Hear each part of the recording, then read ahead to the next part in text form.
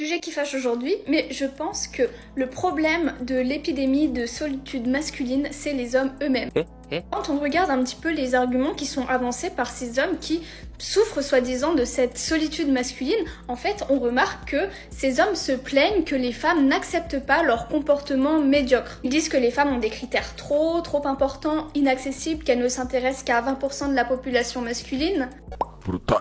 Tout, évidemment, sans faire aucun effort sur son apparence physique, son intellect, sa culture, sa gentillesse. Ce sont des hommes qui se plaignent et qui attendent qu'une femme se dise « Oh là, mais mon pauvre bout de chou, tu as raison, moi je vais t'accepter comme tu es parce que je ne suis pas comme les autres femmes. » Sauf que les femmes en ont marre en fait d'être comme ça. Effectivement, ça a peut-être fonctionné pendant quelques années quand le féminisme ne touchait pas autant les femmes qu'à l'heure actuelle. Mais en fait, ce stratagème ne fonctionne plus et effectivement, les hommes qui attendent comme des gros bébés d'être choisis parce qu'ils nous font de la peine, eh bien vous n'êtes plus attirants pour ces femmes qui à l'époque avaient besoin de validation masculine parce que c'est un petit peu comme ça que les femmes étaient éduquées. On vivait à travers le regard masculin, il fallait que les hommes nous aiment pour avoir de la valeur dans la société, sauf qu'aujourd'hui, c'est quelque chose qui n'existe plus ou en tout cas de moins en moins. Forcément, aujourd'hui, les femmes ont beaucoup moins besoin d'approbation masculine pour exister,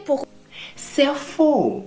Je sais pas qui vous a dit ça, mais c'est faux. Je sais pas pourquoi vous pensez que c'est vrai parce que c'est faux. Briller en société pour accomplir des choses. Donc pourquoi est-ce qu'elles voudraient accepter, excusez-moi du terme, des losers? Ça ne leur apporte plus rien. Aujourd'hui, sortir avec un loser et l'accepter malgré tous ses défauts, eh bien ça n'attire plus les femmes, je suis désolée. Sauf que le coupable, ce n'est ni les femmes, ni le féminisme. Au contraire, c'est une bénédiction pour les femmes, c'est une grande avancée. Dieu merci, elles n'ont plus à souffrir à cause du loser qu'elles ont toléré dans leur vie.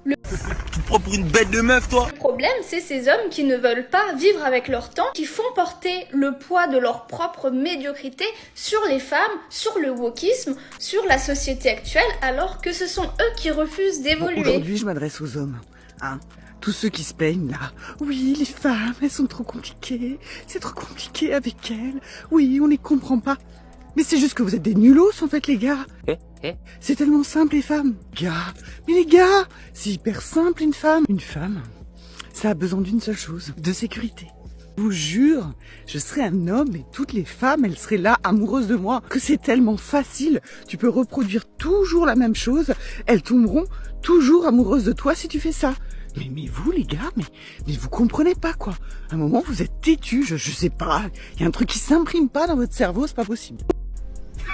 Oui, on va parler de sécurité matérielle. Elles veulent pas un gros nulos qui va rester allongé sur le canapé parce qu'il est pas foutu de trouver un boulot. Parce que les femmes, elles ont un instinct de survie pour la famille beaucoup plus développé. Donc si t'es un gros nulos et que tu restes au chômage ou au RSA continuellement, eh ben c'est sûr qu'à un moment, elles en auront ras-le-bol de toi. Hein, parce qu'elles se diront qu'elles peuvent pas compter matériellement sur toi. Tu mates toutes les fesses des filles qui passent. C'est sûr, elles se sentiront pas en sécurité. T'iras voir ailleurs. Donc leur instinct de survie se dira que toi aussi t'es un gros nulos. Les femmes, en général, elles ont besoin davantage d'organisation que les hommes. Tu ranges ton slip, tu mets tes chaussettes dans l'endroit où il faut mettre les chaussettes, tu ranges tes chaussures et tu pends ton vêtement quand t'arrives à la maison et elles seront heureuses. Why the fuck you lying? Est-ce que tu comprends ça? Heureuse parce que t'auras daigné prendre ton manteau et le mettre sur le porte-manteau. Hein? Si tu le fais pas, t'es vraiment un grand nulos. Et quand quelqu'un va attaquer ta femme, bah oui, va se moquer d'elle, va être désagréable, et bah tu vas la défendre en fait. Oui, tu vas la défendre parce que les gros nulos, ils défendent pas. Mais par contre, les mecs qui sont amoureux, eux, oui, ils défendent leur femme. Donc en fait, tu défends ta femme. Conclusion. T'as un boulot, tu sais mettre ton slip dans une machine à laver, et tu sais protéger ta femme des autres. Et en plus, si tu lui dis qu'elle est formidable régulièrement, mais je te jure, ce sera la plus heureuse du monde.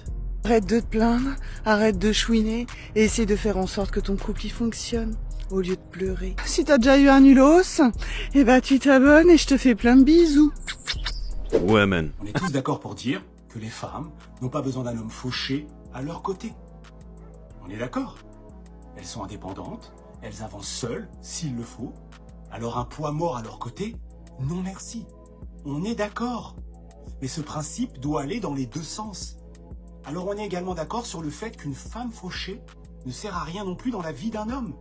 Alors même si tu es jolie, mais que tu n'as rien dans la cervelle, et qui plus est, que tu es fauché, tu n'es pas mariable. Messieurs, voilà comment vous devez aborder vos relations, et surtout vos débuts de relations.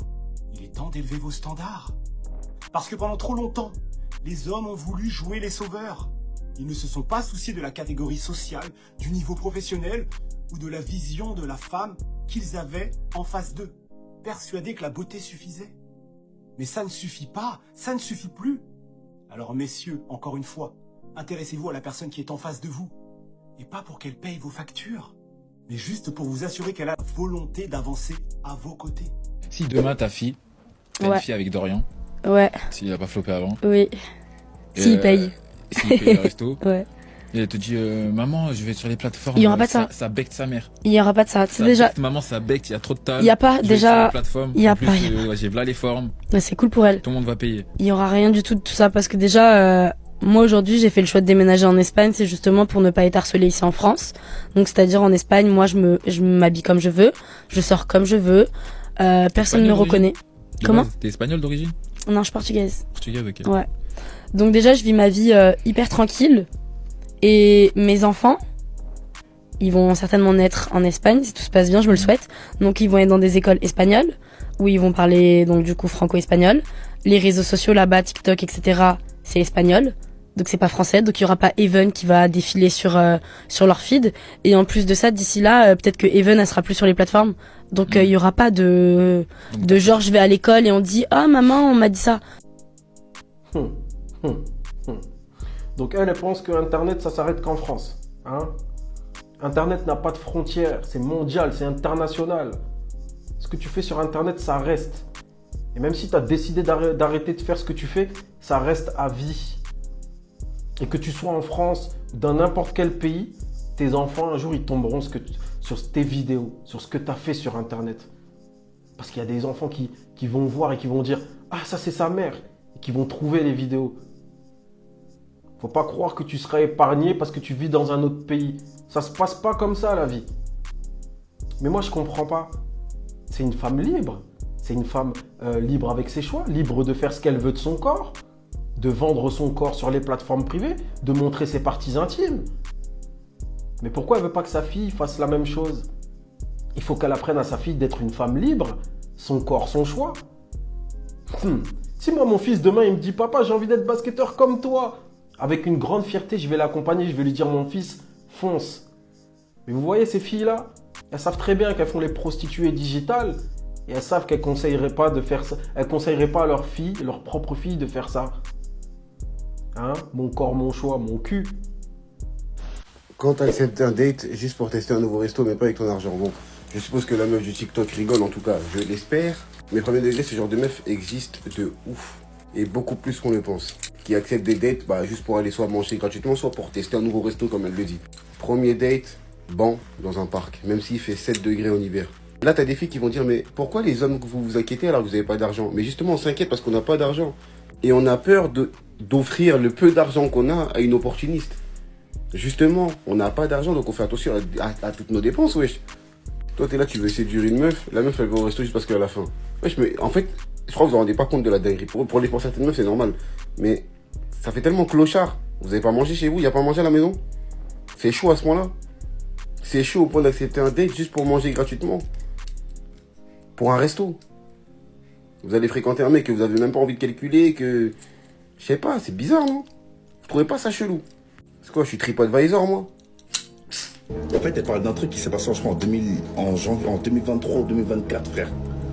T'as capté? Mais c'est pas à cause de ça qu'on a arrêté de se parler. En fait, c'est ça qui m'a choqué. Quand j'ai vu la rediff hier. C'est pas à cause de ça qu'on a arrêté de se parler. Mais elle a pas menti, t'as capté? Et elle-même, elle est pas clean. Mais je veux pas dire ce qu'elle a fait parce que c'est pas dans mes principes de dire devant les... Enfin, pas les péchés, mais des trucs pas bien devant les gens, tu vois. Mon ex, il m'avait trompé et que je l'ai jamais trompé, mais je l'ai trompé aussi. Tu parles de qui, là? Bah, Chris. Mais t'es folle. Le micro m'a coupé, hein, ma chérie. Oui, mais en gros, j'ai accusé à tort alors que. Attends, bébé, on est en live Twitch là. Attends, j'ai pas compris. Mais bébé, je sais. On est 11 000. Et le micro il marche. Attends, tu t'as fait quoi? On n'est pas en soirée. Tu l'as trompé? Attends. Bah oui, en gros. La vue de ma mère, j'ai l'impression qu'il a une fille à savait ou savait pas? Mais il le sait. Attends. En gros, t'as dit sur les réseaux que Chris s'avait trompé. Et que je l'ai jamais trompé, mais si en fait. Salut Internet, Général FIMA 223. Chris, gros porito, t'as prévenu non? Moi je t'ai prévenu non? Mais t'as pas écouté. Il y a combien de TikTokers qui t'ont prévenu que Tarmoso c'est une soubadée? Identifie Chris. Dites à Chris que FIMA, il a dit que lui c'est un putain de recycleur et aussi son babiené d'afro. Parce qu'à cause de lui, tous les hommes vont continuer à dire que ouais, l'homme noir c'est l'homme le plus facile à avoir. Mais est-ce qu'ils ont tort? Si vous regardez bien, toutes les Songulu badés du net, toutes les dames des nets, toutes les dames du net, toutes les dames sur TikTok, ils sont avec des hommes noirs. Pourquoi ils sont pas avec des arabes? Pourquoi ils sont pas avec des blancs? Pourquoi ils sont pas avec des chinois? Pourquoi c'est avec des noirs? Vous allez dire maintenant que l'homme noir c'est l'homme le plus convoité, c'est faux. L'homme noir c'est l'homme le plus simple à avoir, né d'avoir. Ni simple. Moi je me mets pas dedans, parce que moi je suis pas un noir comme vous. Moi je m'en bats les reins, il y a beaucoup de femmes. Toi t'es comme ça Chris. Toi t'es un recycleur quoi. Toi t'es un recycleur.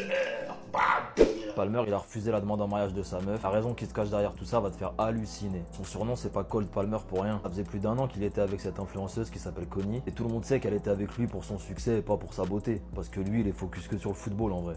Donc elle a décidé de lui tendre un piège. Déjà avant tout ça, elle l'avait attaqué plusieurs fois publiquement par rapport à sa coupe de cheveux et son style vestimentaire, en disant que des fois elle avait l'impression de sortir avec un ado prépubère et pas vraiment un bonhomme. Mais c'est pas le pire, ça c'était qu'une partie du piège de l'attaquer comme ça publiquement. Ce qu'elle a fait après c'est juste dingue. Donc on sait tous que Palmer, lui, c'est le football et rien d'autre. Ce mec là il est concentré que sur les terrains, il est jeune, il a le temps, il prend sa carrière au sérieux. Donc elle s'est dit quoi? Ah ouais, il veut choisir le football plutôt que moi? Bah je vais lui poser un ultimatum.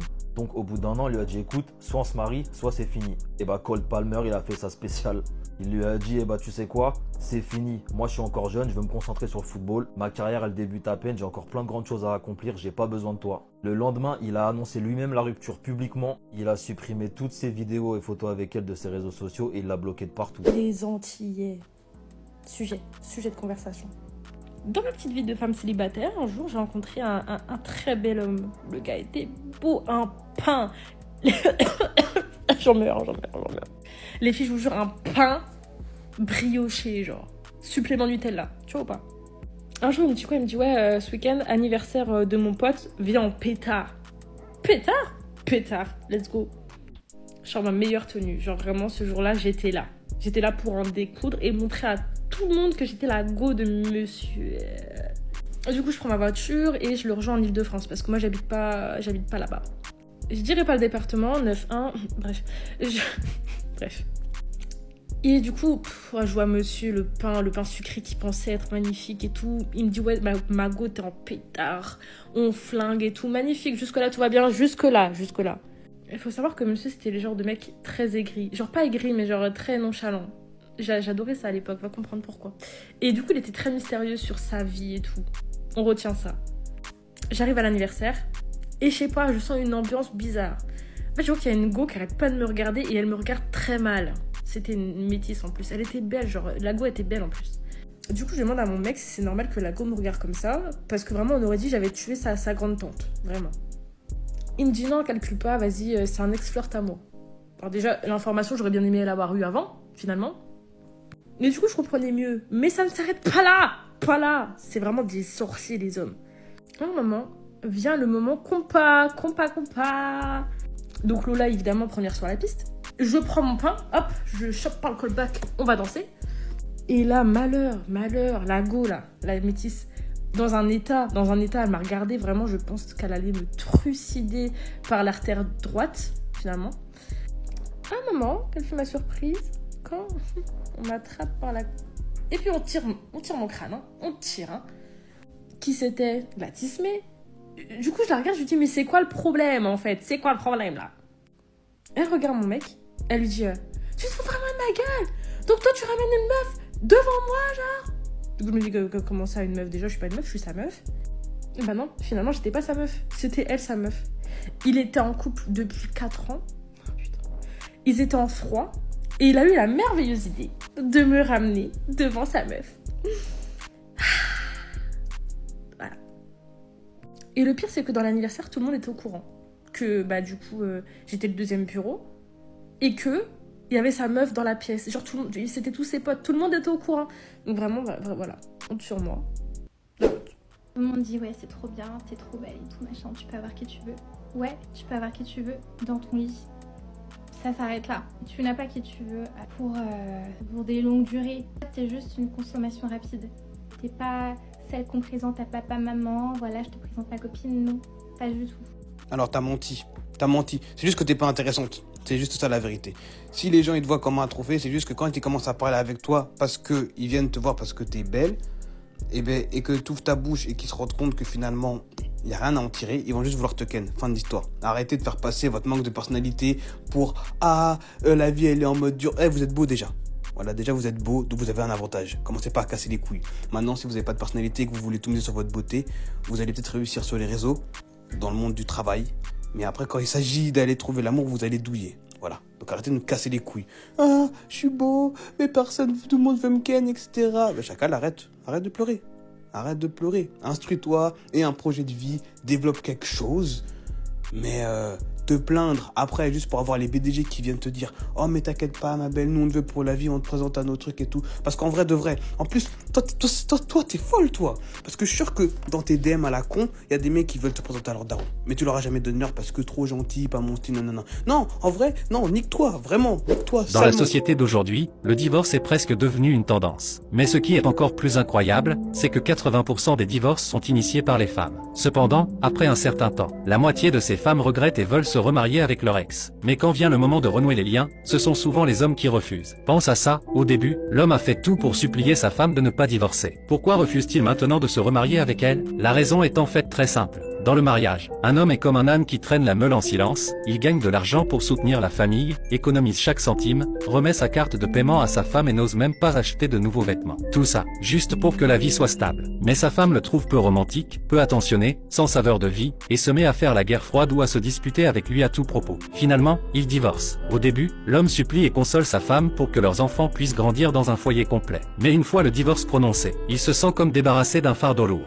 Il découvre soudainement que dépenser de l'argent pour soi-même est si agréable, et que vivre sans avoir à regarder les yeux de quelqu'un est si libre. Quand une femme divorce, elle a l'impression d'être libérée et heureuse au début. Mais après un certain temps, elle réalise que peu d'hommes sont fiables dehors. C'est alors qu'elle se souvient que son ex-mari était stable et digne de confiance. Et qu'elle commence à songer à se remarier avec lui. Mais à ce moment-là, l'ex-mari a déjà compris, il a eu tant de mal à sortir du trou du mariage, pourquoi voudrait-il y retomber? En fait, le divorce est un choc pour un homme au début. Mais au fil du temps, il devient une forme de libération. Il n'a plus à s'occuper de personne, et peut même profiter des avantages de la vie célibataire. Tandis que la femme pense avoir retrouvé une nouvelle vie au moment du divorce. Mais après un certain temps, elle réalise que la réalité est plus cruelle que ce qu'elle imaginait. Donc, j'aimerais dire une chose à toutes les femmes, sauf en cas de problème de principe. Ne menacez pas de divorcer à tout propos. Tu penses trouver quelqu'un de meilleur après le divorce, mais la réalité est souvent que tu ne trouves pas de meilleur, et que l'ancien ne veut plus de toi non plus. Il y a des meufs qui vont me détester, mais je m'en fous, en fait. Faut rétablir la vérité. Les filles, vous voyez des filles genre sur les réseaux un petit peu connues, enfin pas connues mais hypées en mode, t'as capté, genre elle voyage H36, genre H24, elle est quelque part, H24. Est-ce que vous voulez que je vous dise c'est quoi le secret? Bon, je pense que... Non, en vrai, non, vous savez pas, parce que même moi, avant, j'étais naïve, je me disais, peut-être qu'elle travaille, peut-être que... Mais sauf qu'elle bosse jamais, la poteau, elle a même pas de business ou quoi pour se payer, tout ça. Ce genre de filles, les filles, elles sont assumées par des mecs dans le sens où... Parce que moi, j'en ai plein dans mes DM, j'en ai plein. Les filles, la vie de ma mère, j'en ai connu tellement, mais tellement, qui veulent juste te prendre un billet et que en gros, ils vont te dire, ouais, je vais te prendre un billet pour Dubaï, viens, tout frais payé. Et la vie de ma mère, c'est réel, hein, parce que j'ai déjà eu une copine comme ça. Tout frais payé, c'est réel. Partout où elle veut, elle y va. Chaque mec différent. Donc, elle sort pas l'argent de ses poches, ma chérie. Donc, arrêtez les filles de vous dire, genre de vous sentir en mode comme une merde parce que toi, t'arrives pas à voyager autant, t'arrives pas à te payer autant de choses. C'est juste qu'en fait, toi, t'es une meuf bien, ma chérie. Toi, t'es une meuf bien. Elle, je dis pas que c'est pas des meufs bien, mais ma sœur, elle va partir en voyage avec un mec qui l'assume de A à Z. Tu sais déjà comment elle va payer en retour. Et comme nous, on n'est pas dans celle-là, on voyage 2-3 fois par an, max. Pendant que elle est toute l'année, elle est dans les îles. Ma chère, arrête ton cinéma. Bon, mon frérot, je fais une vidéo parce que je veux rebondir sur quelque chose. J'ai vu la vidéo d'une meuf que je connais sans connaître, mais on a juste discuté une fois comme ça. J'ai vu une vidéo d'elle, elle parlait de body count. Vas-y, je me démasque. Sérieusement, en 2025, les meufs, vous pensez franchement que le body count, ça compte pas? Franchement, au bout d'un moment, il faut arrêter les conneries.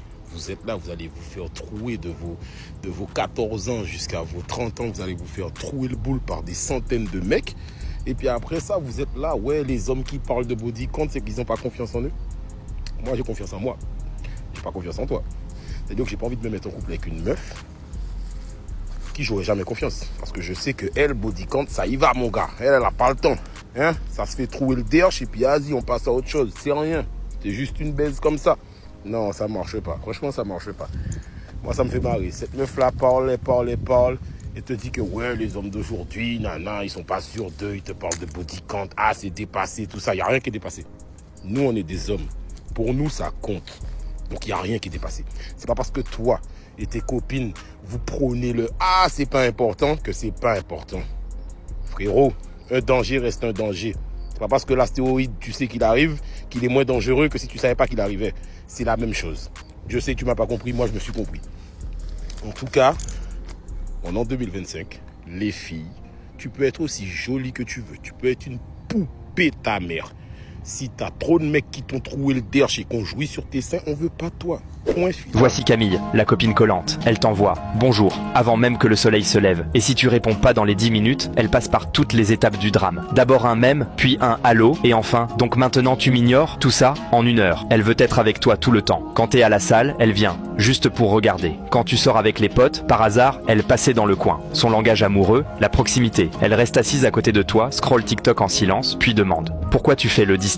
Elle veut pas juste ton attention, elle veut ton existence. Si tu rigoles à un mème qu'elle t'a pas envoyé, elle demande « C'est qui t'a fait rire ?» Si t'es silencieux trop longtemps, elle pense que t'es fâché et se fâche parce que tu lui as pas dit que t'étais fâché. Elle check ton vu, ton en ligne, tes stories et demande quand même « Pourquoi tu m'ignores ?» Même pendant que tu réponds. Elle t'embrasse en plein milieu d'une phrase, te prend le bras toutes les 5 secondes et arrive à te tenir la main même quand tu conduis. Chaque câlin veut dire « Bouge pas ». Tu fais un pas, elle en fait un aussi. Elle marche pas à côté de toi, elle s'accroche. Quand tu lui dis « J'ai besoin d'espace », elle croit que c'est une blague. Pour elle, espace, ça veut juste dire se coller un peu plus. Et même quand t'en peux plus, elle finit quand même sur tes genoux, te regarde dans les yeux et chuchote « À vous, tu m'aimes quand même ». Ma vie a commencé à changer quand j'ai compris que tout le monde s'en fout de moi.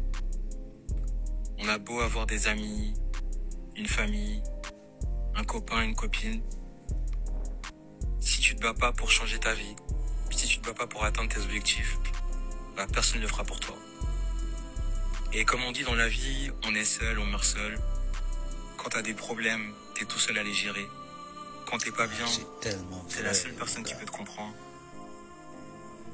Et pour ma part, je pense que c'est vraiment ce principe de base qui me fait passer à l'action tous les jours. C'est que je me dis tout le temps que personne ne fera ma place. Et souvent, j'entends des personnes dire « Je suis fatigué, je sais pas si je vais faire ça. » Et moi, dans ma tête, je me dis, mais si tu le fais pas, qui fera à ta place? Parce qu'au fond, la réussite s'en fout que tu sois fatigué. La réussite s'en fout que tu le fasses pas. C'est vraiment à toi de changer ta vie. C'est vraiment à toi de prendre des risques. Et je pense que c'est vraiment grâce à ça qu'aujourd'hui, j'en suis là. Aujourd'hui, je commence à pouvoir réussir, pouvoir me développer. Tout ce que je veux dire dans cette vidéo, c'est que personne ne fera des actions à notre place. Il faut s'en rendre compte. T'as beau avoir de la famille, ce que tu veux, tout le monde s'en fout de toi. T'es tout seul sur Terre. Moi, c'est mon principe de base. Chaque fois que j'ai envie de faire des choses, à chaque fois que j'ai peur de faire des choses, je me dis tout le temps, personne ne le fera à ta place. Ah, ça c'est sûr. Donc voilà, c'était une vidéo. Merci pour dire ça. Cette vidéo. Merci. Je sais que c'est dur, hein, c'est pas facile de dire que t'es tout seul et que tout le monde s'en fout de toi. Que tu verras très bien sûr, je suis dans l'extrême quand je dis tout le monde s'en fout de toi. Moi, je préfère vraiment me dire que tout le monde s'en fout de moi parce que ça m'oblige vraiment à passer à l'action.